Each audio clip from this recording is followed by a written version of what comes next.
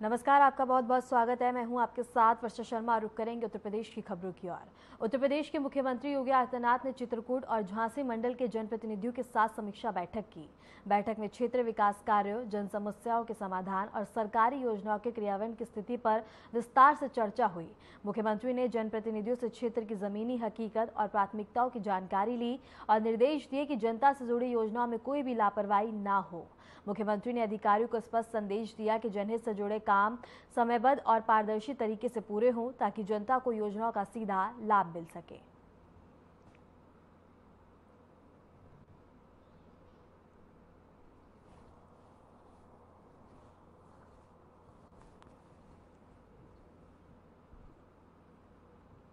मुख्यमंत्री योगी आदित्यनाथ ने लखनऊ में कानपुर मंडल के जनप्रतिनिधियों के साथ एक अहम समीक्षा बैठक की। इस बैठक में मुख्यमंत्री ने मंडल के तहत आने वाले जिलों में चल रहे विकास कार्यों की प्रगति का फीडबैक लिया और योजनाओं के प्रभावी क्रियान्वयन पर जोर दिया। बैठक के दौरान जनप्रतिनिधियों ने अपने क्षेत्रों की जरूरतों और जमीनी चुनौतियों को मुख्यमंत्री के सामने रखा। सीएम योगी ने अधिकारियों को निर्देश दिए कि जनता से जुड़े मुद्दों को प्राथमिकता के आधार पर हल किया जाए और सभी विकास योजनाएं तय समय सीमा में पूरी हो सके। मुख्यमंत्री ने साफ किया कि प्रदेश सरकार विकास, पारदर्शिता और जन कल्याण की नीति पर काम कर रही है और इसमें किसी भी प्रकार की लापरवाही को बर्दाश्त नहीं किया जाएगा। बैठक में कानून व्यवस्था, बुनियादी ढांचे, शिक्षा, स्वास्थ्य, सिंचाई और पेयजल से जुड़ी समस्याओं की भी समीक्षा की गई।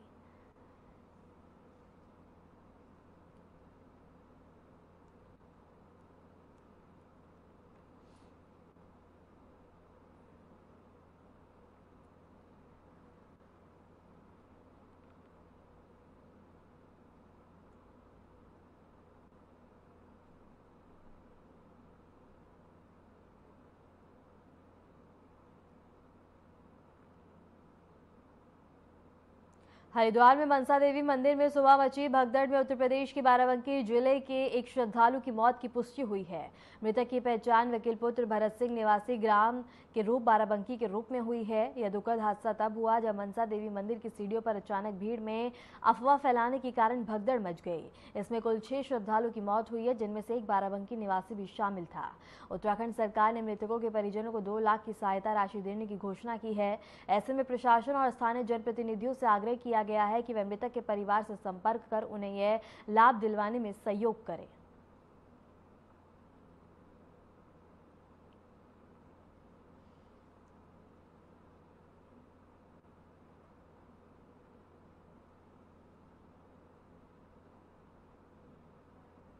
लखनऊ से बड़ी खबर है, जहां यूपी एसटीएफ की बड़ी कार्रवाई देखने को मिली है। साइबर ठगी करने वाले 2 शातिर आरोपियों को गिरफ्तार किया गया है। महाराष्ट्र के मीरा रोड से ये गिरफ्तारी हुई है, जहां लैपटॉप, मोबाइल, पेन ड्राइव बरामद की गई है।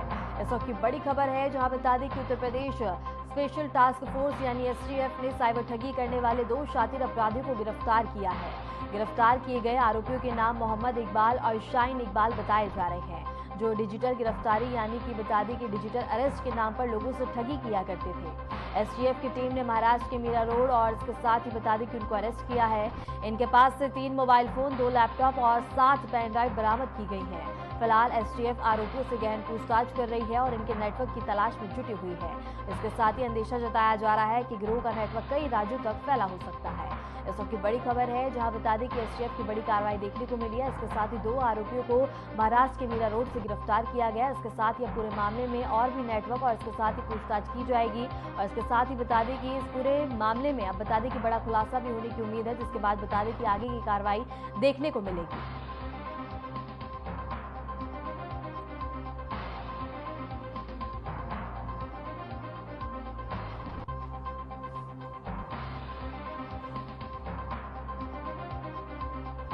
लखनऊ से इस वक्त की बड़ी खबर है, जहां साइबर ठगी करने वाले 2 शातिर अपराधियों को पुलिस ने गिरफ्तार किया। इसके साथ ही बता दें कि इनके पास से लैपटॉप, मोबाइल फोन और इसके साथ ही पेन ड्राइव भी बरामद की गई है। लखनऊ से इस वक्त की बड़ी खबर है, जहां बता दें कि यूपी एसटीएफ की बड़ी कार्रवाई देखने को मिली है, जहां बड़ी सफलता मिली है। साइबर ठगी करने वाले 2 शातिर को गिरफ्तार किया गया है। महाराष्ट्र के मीरा रोड से गिरफ्तारी की गई है और इसके साथ ही बता दें कि आरोपियों के पास से लैपटॉप, मोबाइल फोन और पेन ड्राइव भी बरामद की गई है। इसके साथ ही बता दें कि अब पूरे मामले में और भी नेटवर्क खंगालने की और इसके साथ ही आगे की कार्रवाई देखने को मिलेगी। इसके साथ ही लखनऊ से इस वक्त की बड़ी खबर है, जहां बता दें कि महाराष्ट्र के मीरा रोड से गिरफ्तारी की गई है। उत्तर प्रदेश के बाराबंकी जिले स्थित प्राचीन महादेव मंदिर को अंतर्राष्ट्रीय स्तर पर पहचान दिलाने की कोशिश अब तेज हो गई है। श्रद्धालुओं की आस्था के इस प्रमुख केंद्र को लेकर भाजपा विधायक दिनेश रावत ने मुख्यमंत्री योगी आदित्यनाथ से सावन मास में हेलीकॉप्टर से पुष्प वर्षा की मांग की है। यह मंदिर न सिर्फ बाराबंकी बल्कि अमेठी, रायबरेली, लखनऊ समेत कई जिलों और राज्यों के लाखों भक्तों और कांवड़ियों की आस्था का केंद्र बना हुआ है। श्रावण मास में यहाँ डलमऊ से लाए गए गंगा जल से शिवलिंग का जलाभिषेक किया जाता है। इस स्थल का धार्मिक और ऐतिहासिक महत्व तब बढ़ गया जब वर्तमान रक्षा मंत्री एवं पूर्व मुख्यमंत्री राजनाथ सिंह ने अपनी पत्नी के साथ यहां विशेष पूजा अर्चना की थी। विधायक रहते हुए योगी आदित्यनाथ ने भी इस मंदिर में पूजा अर्चना कर चुके हैं।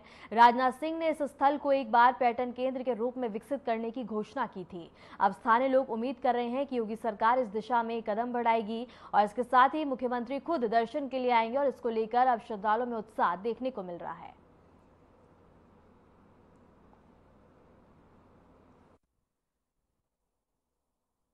उत्तर प्रदेश के बाराबंकी जिले के औसानेश्वर महादेव मंदिर की बात करें तो पूर्व में जो पूर्व मुख्यमंत्री थे राजनाथ सिंह और मौजूदा रक्षा मंत्री ने अपनी पत्नी सावित्री सिंह के साथ यहां पर भव्य पूजन अर्चन किया था और उस दौरान वो हैदड़ के विधायक भी थे। अब जो हैदड़ के क्षेत्रीय विधायक बीजेपी के हैं दिनेश रावत ने उत्तर प्रदेश के मुख्यमंत्री योगी आदित्यनाथ को जो है पत्र भेजकर औसानेश्वर शिव मंदिर पर श्रद्धालुओं और कांवड़ यात्रियों पर जो है हेलीकॉप्टर से पुष्प वर्षा करने की मांग की है और पत्र भेजकर श्रद्धालुओं और कांवड़ यात्रियों को लेकर जो उत्तर प्रदेश के कई जिलों से और कई राज्यों से यहां पर जल अभिषेक और पूजन के लिए आते हैं। साफ रूप से क्षेत्रीय विधायक ने यह भी लिखा है कि जहां सावन माह में पुष्प वर्षा की जाए, इसी के साथ और आने वाले धार्मिक कार्यक्रम के दौरान भी जो है पुष्प वर्षा का आयोजन होता रहे, जिससे जो है श्रद्धालुओं और आम जनमानस का विश्वास और बढ़ेगा, लगातार पर्यटन स्थल को बढ़ावा मिलेगा।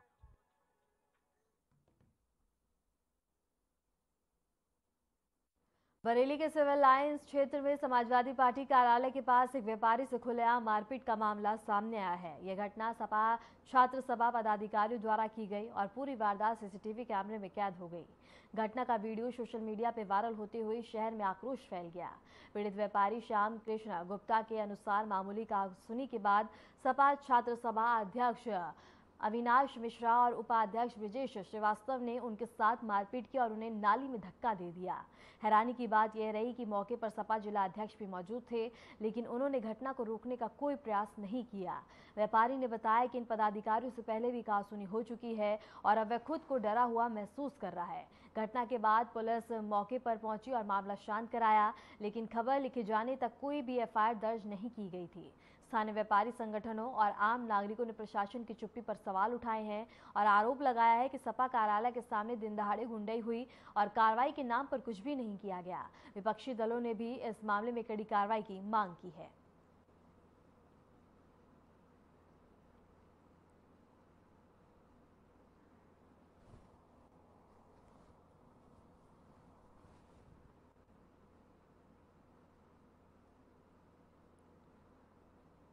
खबर बरेली से है, जो कभी तनाव और टकराव का प्रतीक बना रहा बरेली का बता दें कि अब अमन, मोहब्बत और भाईचारे की मिसाल बन गया है। जब मोहल्ला गौसाई गोटिया से कावड़ लेकर निकला जत्था शाहनूरी मस्जिद के सामने पहुंचा तो वहां कोई तनाव नहीं बल्कि फूलों की बारिश और मुस्कुराते चेहरे उनका स्वागत कर रहे थे। 2023 में भी इसी स्थान पर पथराव हुआ था और क्षेत्र को संवेदनशील घोषित करना पड़ा था। अब केवल एक याद बनकर रह गई है। 2024 में भी यात्रा की भारी सुरक्षा के बीच निकाली गई थी और लेकिन 2025 में बता दें कि तस्वीर पूरी तरह बदल गई। इस परिवर्तन के पीछे पुलिस और प्रशासन की संवेदनशीलता और संवाद प्रेरित रणनीति रही। अधिकारियों की पहल पर दोनों समुदाय के बीच खुले संवाद, लगातार बैठकें और विश्वास की बहाली से माहौल पूरी तरह बदल चुका है।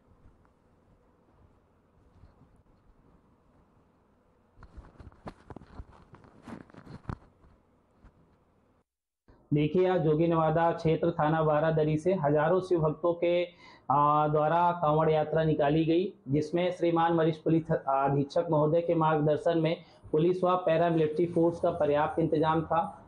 पूरे जोगी नवादा क्षेत्र में जगह जगह मुस्लिम समुदाय द्वारा सड़कों से, छतों से पुष्प वर्षा कर शिव भक्तों का स्वागत किया गया। साथ ही साथ बड़े पैमाने पर एक दूसरे को माला पहनाकर, जल वितरण कर व फल वितरण कर जगह जगह एक दूसरे का गर्मजोशी से स्वागत किया गया।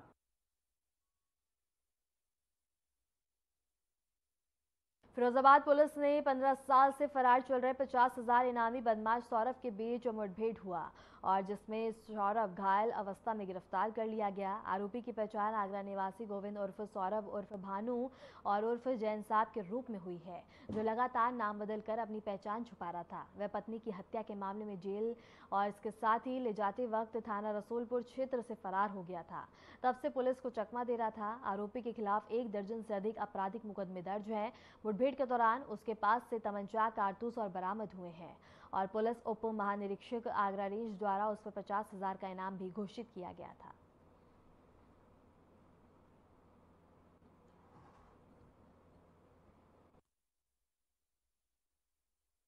इसकी लगातार पुलिस तलाश कर रही थी। आज सूचना ये मिली कि ये यहाँ बड़ी चौराहे के आगे ये फतेहाबाद रोड की तरफ से इधर से आने वाला है। इस सूचना पर यहाँ रसूलपुर पुलिस और एसओजी टीम द्वारा संयुक्त यहाँ चेकिंग की जा रही थी। दूर से ही आते हुए दिखा है। पुलिस ने इसको रोकने का इशारा किया। ये पुलिस को देखते ही भागने लगा। पुलिस ने इसको घेर लिया। पुलिस से गिरता हुआ देख इसने पुलिस पे फायरिंग कर दी है, जिसमें आत्मरक्षा में पुलिस ने भी फायरिंग की है, जिसके इसके पैर में गोली लगी है। तत्काल इसको ट्रामा सेंटर में एडमिट कराया गया है, जहाँ पुलिस सुरक्षा में इसका इलाज चल रहा है। इसके पास से जो बरामदगी हुई है, 1 अवैध तमंचा 315 बोर, 2 खोखा और 3 जिंदा कारतूस बरामद हुए हैं।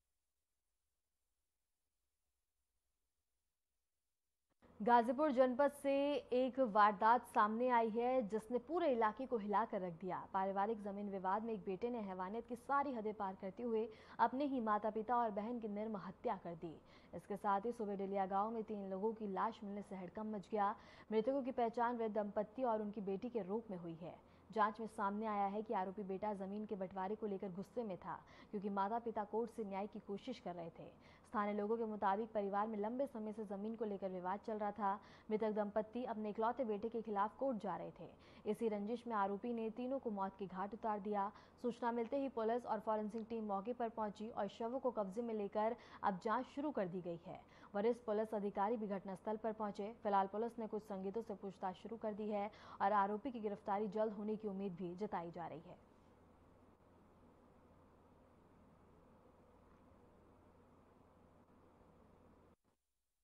थाना कोतवाली क्षेत्र के अंतर्गत ग्राम दिलिया से एक सूचना प्राप्त हुई थी कि शिवराम यादव और उनकी पत्नी और उनकी बेटी की हत्या हुई है और ये हत्या उनके ही बेटे अभय यादव के द्वारा कारित की गई है। इनके मध्य में कुछ प्रॉपर्टी विवाद सामने आ रहा है, पारिवारिक विवाद था। जो मृतक हैं, जो गांव के लोगों ने बताया कि उन्होंने कुछ संपत्ति अपनी बेटी के नाम की थी, जिस बात से ये क्षुब्ध था और नाराज़ रहता था। उसी में कुछ आज घटना हुई इनके मध्य और उसके बाद इनके पुत्र के द्वारा ये घटना कारित की गई है, जिसमें 3 लोग, इसके शिवराम यादव जी, इनकी पत्नी एवं उनकी बेटी, 3 लोगों की इसमें मृत्यु हुई है। इसमें तत्काल 3 टीमें गठित कर दी गई हैं और जो मुलजिम को तलाश रही हैं। इसमें मेरे द्वारा एवं सभी अधिकारी गणों के द्वारा, फील्ड यूनिट के द्वारा भी मौके का निरीक्षण किया गया है। अन्य अहम साक्ष्य यहाँ से तलाशे जा रहे हैं। फिलहाल रुकते हैं एक छोटे से ब्रेक के लिए, बने रहे हमारे साथ।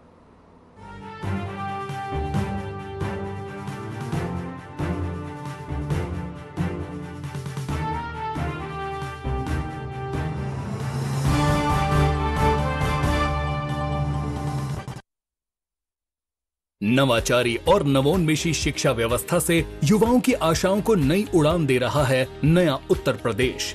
ग्रामीण परिवेश हो या फिर नगरीय क्षेत्र, गुणवत्ता युक्त शिक्षा बनी है नए उत्तर प्रदेश की पहचान। स्कूल चलो अभियान और शारदा प्रोग्राम जैसे अभिनव प्रयासों से ड्रॉप आउट दर में आई है उल्लेखनीय गिरावट।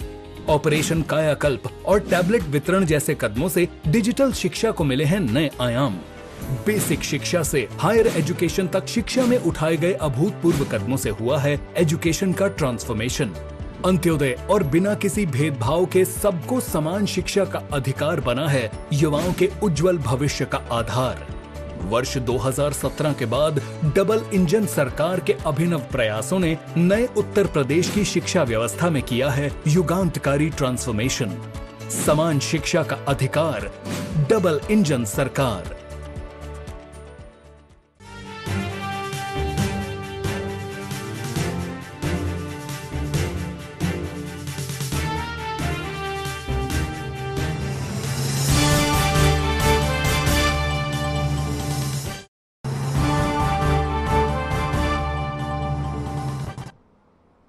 ब्रेक के बाद स्वागत है। खबरों में आगे बढ़ते हैं। उत्तर प्रदेश के मुख्यमंत्री योगी आदित्यनाथ ने उत्तराखंड के हरिद्वार स्थित मनसा देवी मंदिर मार्ग पर हुई भगदड़ की दुर्भाग्यपूर्ण घटना पर गहरा शोक व्यक्त किया। उन्होंने इसे अत्यंत दुखद एवं हृदय विदारक करार देते हुए शोक परिवार के प्रति अपनी गहरी संवेदनाएं प्रकट की हैं। सीएम योगी ने कहा कि मेरी संवेदनाएं परिवारों के साथ है। मां मनसा देवी से प्रार्थना है कि दिव्य आत्माओं को, परिजनों को यह दुखद सहन करने की और शक्ति दें और इसके साथ ही घायलों को शीघ्र स्वस्थ लाभ प्रदान करें। मनसा देवी मंदिर पर हुए हादसे के बाद बता दें कि उत्तर प्रदेश के मुख्यमंत्री योगी आदित्यनाथ ने सोशल मीडिया प्लेटफॉर्म एक्स पर बता दें कि ट्वीट कर साझा किया और इसके साथ ही बता दें कि घायलों के शीघ्र स्वस्थ होने की कामना की और इसके साथ ही बता दें कि इस दुखद घड़ी में परिवार वालों के साथ खड़े होने का आश्वासन और भरोसा दिलाया। इसके साथ ही बता दें कि भगदड़ पर सीएम योगी ने और इसके साथ ही घायलों के शीघ्र स्वस्थ होने की कामना की और इसके साथ ही बता दें कि उत्तराखंड के हरिद्वार स्थित श्री मनसा देवी मंदिर में दुर्भाग्यपूर्ण घटना के बाद उत्तर प्रदेश के मुख्यमंत्री योगी आदित्यनाथ ने एक्स पर पोस्ट कर और इसके साथ ही बता दें कि दुखद साझा करते हुए उन्होंने परिवार के साथ और इसके साथ ही बता दें कि परिवार को संवेदनाएं व्यक्त की और इसके साथ ही कहा कि दिग्गज आत्माओं को शांति और इसके साथ ही परिवारों को खड़े होने की उनके साथ प्रार्थना भी की।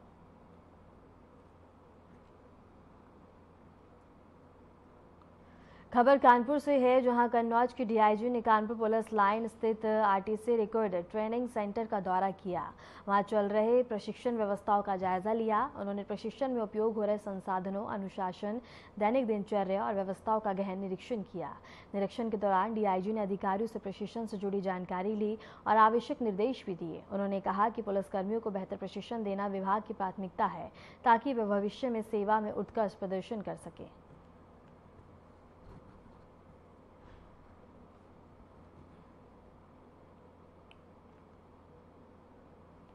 हापुड़ जनपद में आज लगभग 16 परीक्षा केंद्रों पर प्रतियोगी परीक्षा का सफल आयोजन किया गया, जिसमें कुल 7,560 अभ्यर्थियों ने भाग लिया। परीक्षा को नकलविहीन तरीके से संपन्न कराने के लिए प्रशासन ने व्यापक इंतजाम किए। प्रत्येक परीक्षा केंद्र पर सेक्टर मजिस्ट्रेट की तैनाती की गई और वहीं परीक्षा कक्षों में नियुक्त गहन जांच भी की गई।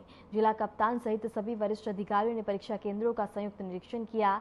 इसके अलावा एसडीएम और सीओ ने भी पूरे दिन पुलिस बल के साथ मोबाइल और इसके साथ ही जिससे किसी भी प्रकार की अव्यवस्था से निपटा जा सके। परीक्षा पत्रों को कोषागार से केंद्र तक पहुंचाने और परीक्षा उपरांत उत्तर पुस्तिकाएं पोस्ट ऑफिस में जमा कराने की प्रक्रिया को भी मजिस्ट्रेट और पुलिस बल की निगरानी में अंजाम दिया गया। हर केंद्र पर सीसीटीवी कैमरे, स्कैनर और कंट्रोल रूम और बायोमेट्रिक वेरिफिकेशन की व्यवस्थाएं मौजूद थीं और आयोग के पर्यवेक्षण स्वयं जिले में मौजूद रहकर परीक्षा की निगरानी की। अभ्यर्थियों की सुविधा के लिए रूट मैप जारी किया गया और स्थानीय ऑटो चालकों और ई रिक्शा यूनियन से समन्वय कर परीक्षार्थियों को उनके केंद्र तक पहुंचाने का इंतजाम भी किया गया। नगर पालिका ने आवास की निःशुल्क व्यवस्था की और प्रशासन को पूर्ण विश्वास दिलाया कि इन पुख्ता व्यवस्थाओं के चलते आज की परीक्षा शांतिपूर्वक संपन्न हुई।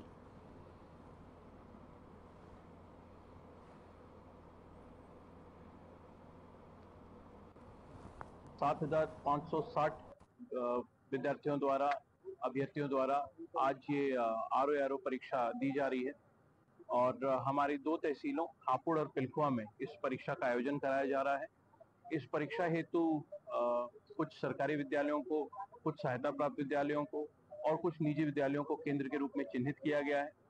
मेरे द्वारा, कप्तान साहब के द्वारा और इसी प्रकार एसडीएम और सीओ के द्वारा, सेक्टर मजिस्ट्रेट, स्टैटिक मजिस्ट्रेट के द्वारा इन सभी परीक्षा केंद्रों का दौरा किया गया। परीक्षा केंद्रों पर केंद्र व्यवस्थापक और सह केंद्र व्यवस्थापकों के साथ बैठक की गई। हमारे द्वारा परीक्षार्थियों के आगमन को सुलभ बनाने के लिए रेलवे स्टेशन और बस अड्डे पे हेल्प डेस्क स्थापित किए गए हैं। ट्रैफिक पुलिस द्वारा सेंटर्स तक पहुंचने के लिए ट्रैफिक एडवाइजरी जारी की गई है।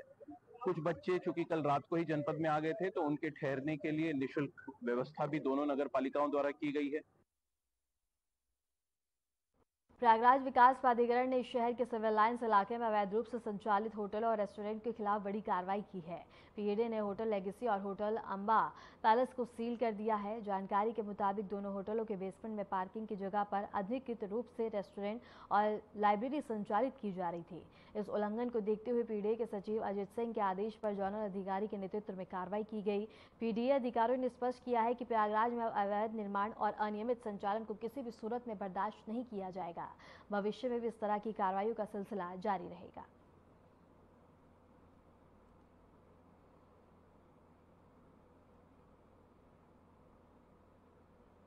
खबर श्रावस्ती से है, जहां जिला अस्पताल में इंसानियत को शर्मसार कर देने वाली घटना सामने आई है। अस्पताल के इमरजेंसी वार्ड के शौचालय में एक नवजात शिशु जीवित अवस्था में पड़ा हुआ मिला, जिसे देखकर मेडिकल स्टाफ भी हैरान रह गया।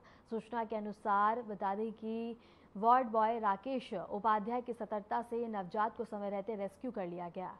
डॉक्टरों के मुताबिक शिशु का जन्म कुछ देर पहले ही हुआ था और उसे जन्म देने के बाद मां ने अस्पताल के शौचालय में लवारिस उसे छोड़ दिया।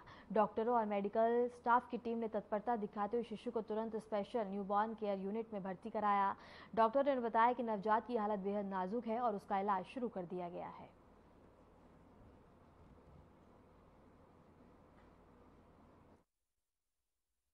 ये बच्चा है, अननोन बच्चा है।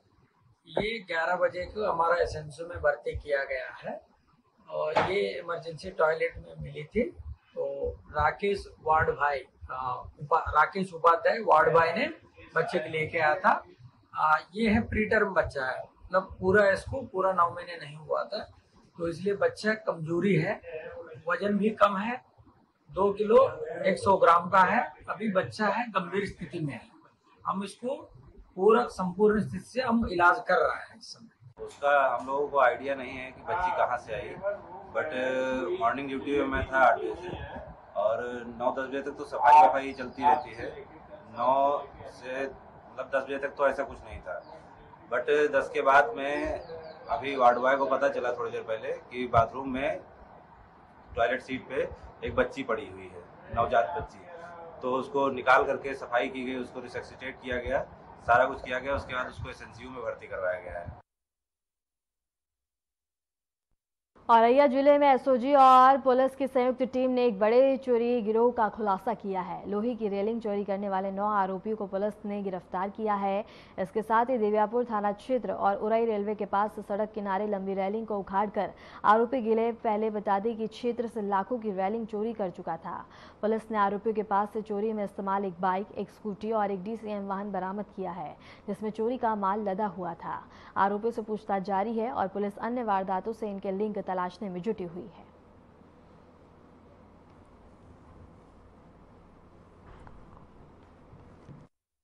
दिनांक 27/7/2025 को थाना दिव्यापुर एवं स्वैट टीम द्वारा रोड के किनारे लगी क्रैश बैरियर चोरी करने वाला एक आपराधिक गैंग को न्यायालय के सामने पेश कराया जा रहा है।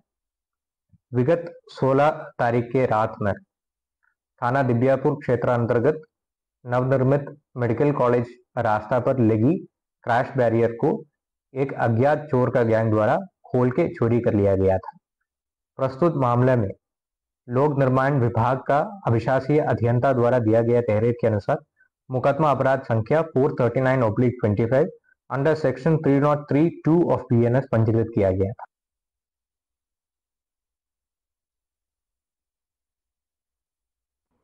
फिलहाल के लिए उत्तर प्रदेश की खबरों में इतना ही। नमस्कार।